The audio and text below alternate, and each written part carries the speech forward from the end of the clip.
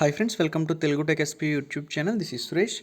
ఈ వీడియోలో మనం ward sanitation and environmental secretary ఎగ్జామినేషన్కి సంబంధించి part below one of the topic అయినటువంటి మైక్రోబయాలజీ డీటెయిల్ సిలబస్ అనేటువంటి చూద్దాం. అంటే ఇప్పటివరకు అందరి గురించి కాదు, మ్యాక్సిమం చాలామంది గురించి అంటే తెలియదని చెప్పేసి నాకు కామెంట్స్ పెడుతున్నారు, అదేవిధంగా సిలబస్ అడుగుతున్నారు. కాబట్టి వారి రిక్వెస్ట్ వరకు వీడియో అనేటువంటి చేయడం జరుగుతుంది. అంటే అసలు మైక్రోబయాలజీ అంటే ఏంటి, మైక్రోబయాలజీలో ఎన్ని టాపిక్స్ ఉంటాయి, అందులో సబ్ టాపిక్స్ ఏముంటాయి అనే దాని గురించి ఒకసారి డీటెయిల్గా చూసుకోండి. మీరు అసలు మైక్రోబయాలజీ అంటే ఏంటి, చాలామంది ఏంటంటే లైట్ తీసుకుంటున్నారు మైక్రోబయాలజీ కదా అని చెప్పేసి.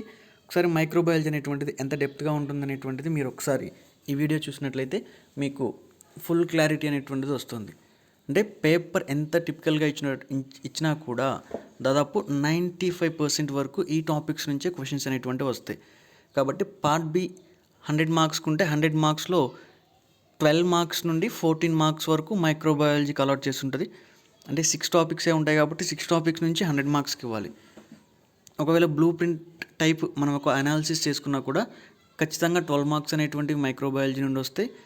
కొన్ని ఈజీ టాపిక్స్ అనేటువంటివి ఉంటాయి. ఆ ఈజీ టాపిక్స్ అనేటువంటివి వాటిని బేస్ చేసుకుని మీరు ప్రిపేర్ అయినట్లయితే ఖచ్చితంగా మార్క్స్ అనేటువంటివి గెయిన్ చేసుకోవచ్చు. తర్వాత ఇక్కడ మీకు మెయిల్ ఐడి కనిపిస్తుంది. మీకు ఇంకా ఫర్దర్గా ఏదైనా డౌట్స్ ఉంటే కామెంట్ సెక్షన్లో రిప్లై అనేటువంటిది లేట్గా వచ్చినట్లయితే, లేదా మీరు ఫర్దర్గా ఏదైనా కన్సల్ట్ అవ్వాలనుకున్నట్లయితే telugutekSP@gmail.com అనేటువంటి మెయిల్ ఐడికి మీరు మెయిల్ చేయొచ్చు. ఇక్కడ మైక్రోబయాలజీ డీటెయిల్డ్ సిలబస్ అనేటువంటిది ఒకసారి చూడండి, ఎన్ని టాపిక్స్ ఉంటాయనే దాని గురించి. ఫస్ట్ టాపిక్ వచ్చేసి హిస్టరీ ఆఫ్ మైక్రోబయాలజీ.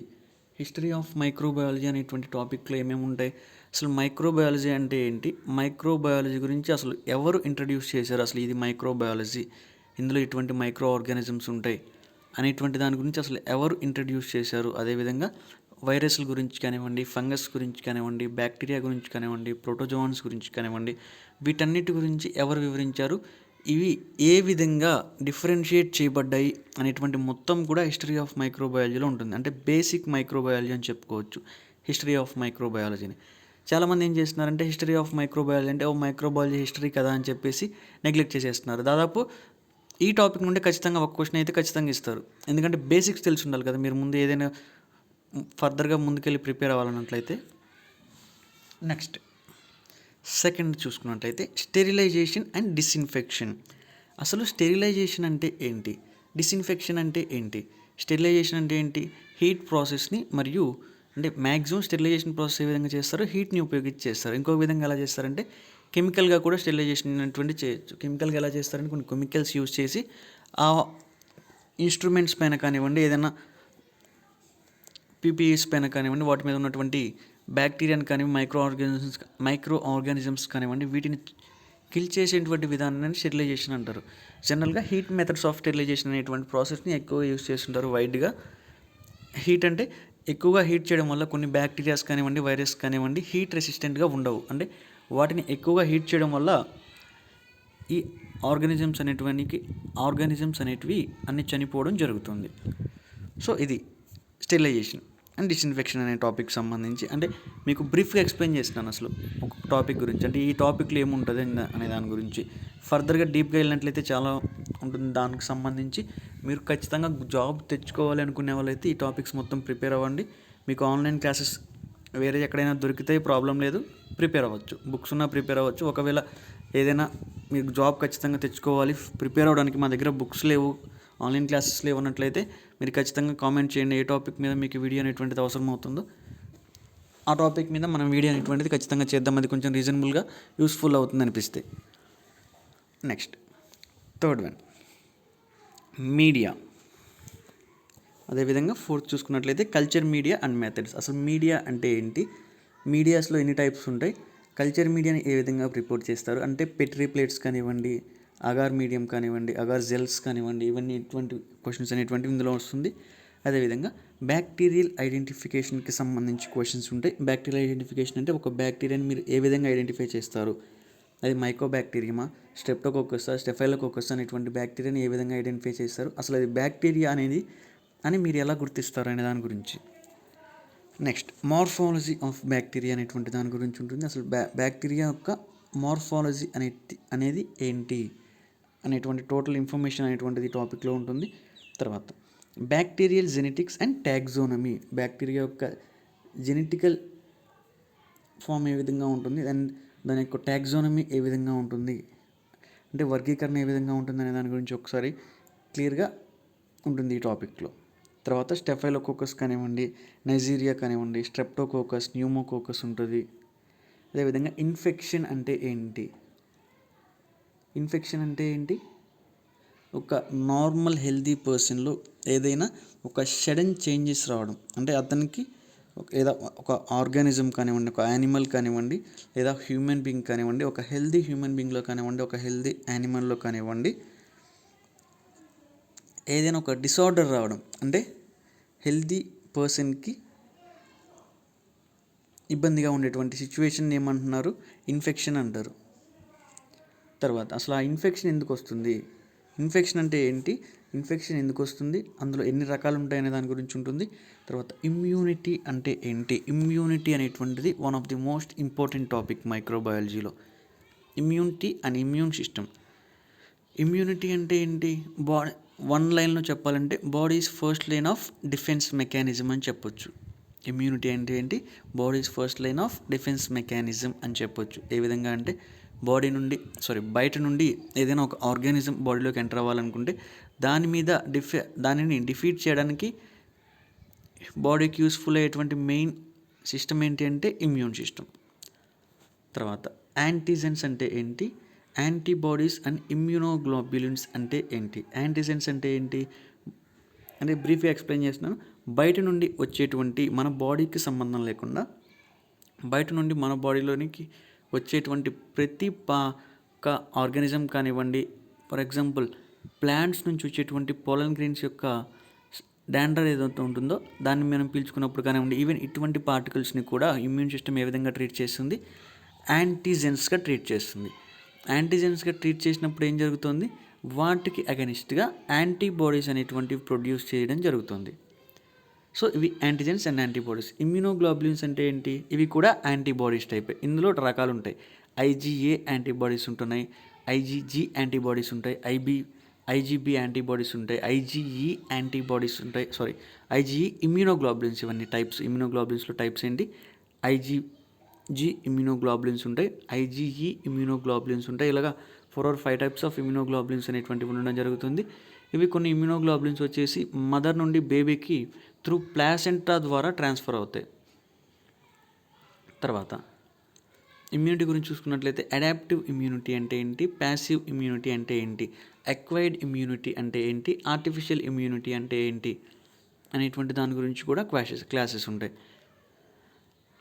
తర్వాత ఇమ్యూన్ రెస్పాన్స్ అంటే ఏంటి, బాడీకి ఏదైనా ఒక ఆర్గానిజం లేదా ఒక ఆర్గాన్ ట్రాన్స్ప్లాంటేషన్ చేశారనుకోండి, ఆ ఆర్గాన్ని మన బాడీ ఏ విధంగా రెస్పాండ్ అవుతుంది, అని యాక్సెప్ట్ చేస్తుందా లేదా వ్యతిరేకిస్తుందా అనే దాని గురించి ఉంటుంది. తర్వాత యాంటీజెన్స్, ఇందాక చెప్పాము యాంటీజెన్స్ గురించి. వన్స్ మన బాడీలోకి ఏదైనా యాంటీజెన్ ఎంటర్ అయినప్పుడు ఇమ్యూన్ సిస్టమ్ అనేటువంటిది ఏ విధంగా రెస్పాండ్ అవుతుంది అనే దాని గురించి కూడా. నెక్స్ట్ ఇమ్యూనోడెఫిషియన్సీ డిసార్డర్స్ అనేటువంటి దాని గురించి ఉంటుంది. తర్వాత ఇమ్యూనోడెఫిషియన్సీ డిసార్డర్స్ అంటే ఏంటి, ఇమ్యూన్ సిస్టమ్ సరిగా ఫంక్షన్ అవ్వకపోవడం. తర్వాత ఆటో ఇమ్యూనిటీ అనేటువంటి టాపిక్ కూడా ఉంటుంది. ఇక్కడ చూడండి, 1 by 1 డైరెక్ట్గా చెప్దాం. తర్వాత కాంప్లిమెంట్ సిస్టమ్ ఉంటుంది. Structure and functions of immune system అంటే ఏ విధంగా ఉంటుంది, దాని యొక్క స్ట్రక్చర్ ఏంటి, అదేవిధంగా ఇమ్యూన్ సిస్టమ్ యొక్క ఫంక్షన్స్ ఏంటి, బాడీలో ఇమ్యూన్ సిస్టమ్ యొక్క మెయిన్ ఫంక్షన్ ఏంటి అనే దాని గురించి. అదేవిధంగా హైపర్ సెన్సిటివిటీ అంటే ఏంటి, అలర్జీస్ ఎప్పుడైనా విన్నారా, మీరు విని ఉంటారు చాలామంది కూడా. అలర్జీస్ ఎందుకు వస్తాయి అనే దాని గురించి, అదేవిధంగా వాటికి ఏ విధమైనటువంటి మెడికేషన్స్ యూస్ చేయాలి, ట్రీట్మెంట్స్ ఏ విధంగా ఉంటుంది, అదేవిధంగా దాని యొక్క అనాలిసిస్, ప్యాథోజెనిసిస్ కానివ్వండి, ప్యాథోజెనిసిటీ కానివ్వండి ఏ విధంగా ఉంటుందనే దాని గురించి. తర్వాత ఆటో ఇమ్యూనిటీ అంటే ఏంటి, మన బాడీలో ఉన్నటువంటి యాంటీబాడీస్ మన బాడీ సెల్స్ మీదనే దాడి చేయడం, అంటే ఓన్ టిష్యూస్ని డ్యామేజ్ చేయడం, దాన్ని కూడా ఆటో ఇమ్యూనిటీ అంటారు. తర్వాత immunology of transplantation and malignancy. Transplantation గురించి ఇందాక చెప్పుకున్నాం, దాని యొక్క ఇమ్యూనాలజీ గురించి మరియు మ్యాలిగ్నెన్సీ గురించి డిస్కషన్ అనేటువంటిది ఉంటుంది. నెక్స్ట్ ఇమ్యూనోహెమటాలజీ అంటే బ్లడ్కి సంబంధించి హెమటాలజీ అంటే బ్లడ్ గురించి. తర్వాత కార్నీ బ్యాక్టీరియం CORNY పడింది, ఆ NE అక్కడ 25th topic Carney bacterium. Next Clostridium 26th one. అదేవిధంగా నాన్ స్పోరింగ్ ఎనరోబ్స్. తర్వాత సాల్మోనెల్లా అనేటువంటిది ఏంటి, ఒక బ్యాక్టీరియా. ఈ బ్యాక్టీరియాని ఏ డిసీజ్ని కాజ్ చేస్తుంది హ్యూమన్స్లో? టైఫాయిడ్ డిసీజ్ని కాజ్ చేస్తుంది. టైఫాయిడ్లో కూడా మళ్ళీ 2 రకాలు ఉంటాయి, టైఫాయిడ్ అండ్ పారాటైఫాయిడ్ కూడా ఉంటుంది. సాల్మోనెల్లా టైఫిమ్యూరియం అంటారు ఇంకొక విధంగా దీన్ని. తర్వాత 29th వన్ విబ్రియో అనేటువంటి దాని గురించి ఉంటుంది. విబ్రియో అంటే ఇంకొక వర్డ్ ఎక్కడ మీకు గుర్తు రావాలి, కొలరా డిసీజ్ గుర్తు రావాలి. కొలరా డిసీజ్ అనేటువంటి దేని ద్వారా వస్తుంది?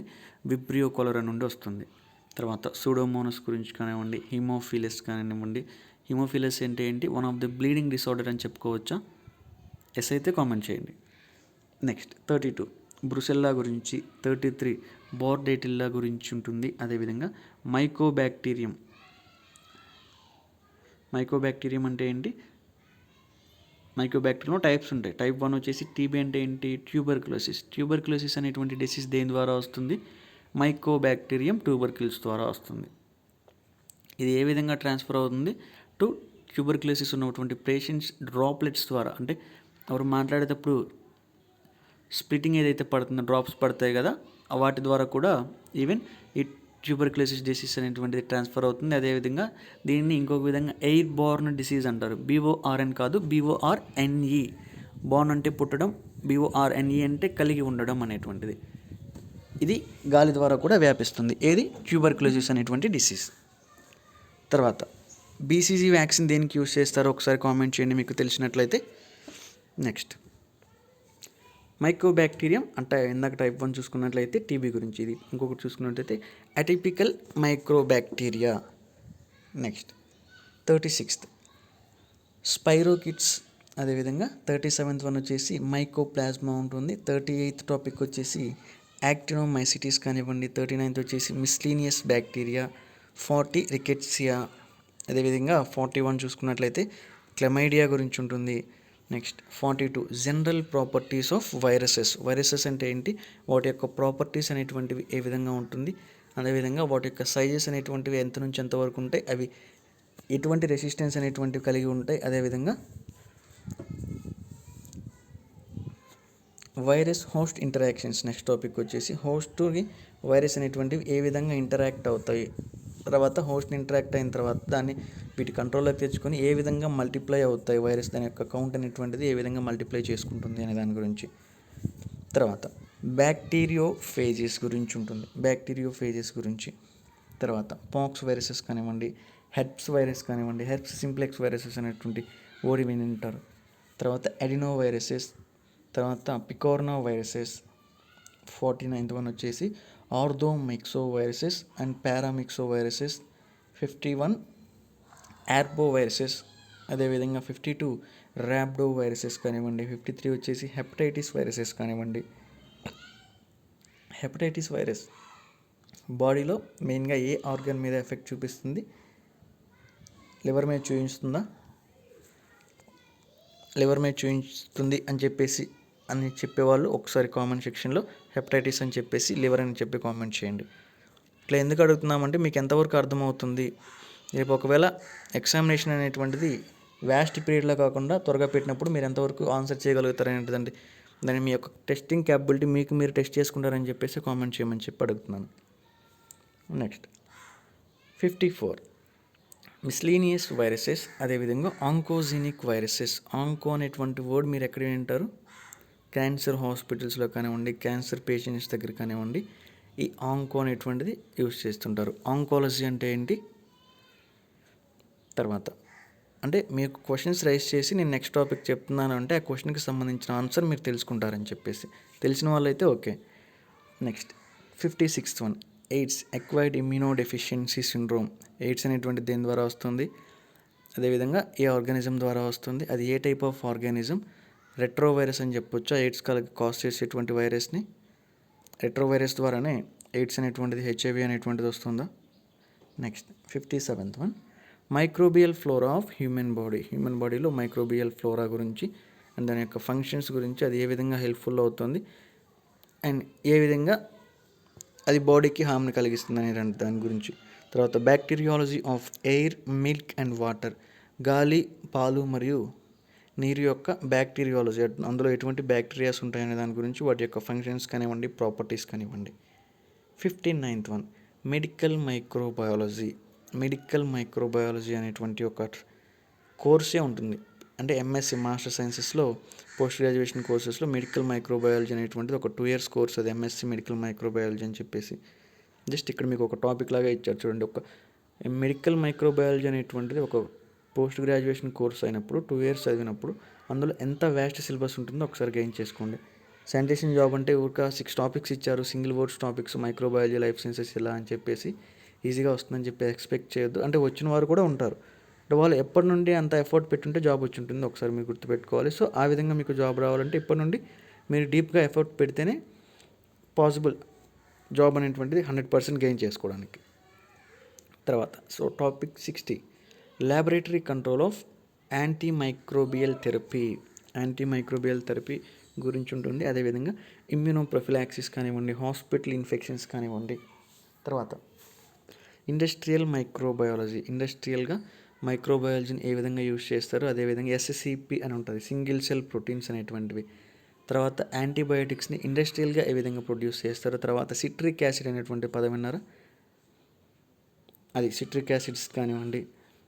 తర్వాత మీరు తీసుకున్నటువంటి కొన్ని ఇంజెక్షన్స్ కానివ్వండి, వీటన్నిటిని ఇండస్ట్రియల్గా ఏ విధంగా ప్రొసీడ్ చేస్తారు. అదేవిధంగా మీరు తీసుకున్నటువంటి కొన్ని ఫుడ్స్ కానివ్వండి, పౌడర్స్ రూపంలో ఉండేటువంటివి కానివ్వండి, అన్నీ కూడా ఏ విధంగా ఇండస్ట్రియల్గా ప్రొడ్యూస్ చేస్తారు. అదేవిధంగా ఇన్సులిన్ చూసుకున్నట్లయితే ఇన్సులిన్ అనేటువంటిది ఏంటి, ఎక్కడ చూస్తారు మీరు, డయాబెటీస్ పేషెంట్స్లో ఇన్సులిన్ డెఫిషియన్సీ అనేటువంటిది చూస్తారు.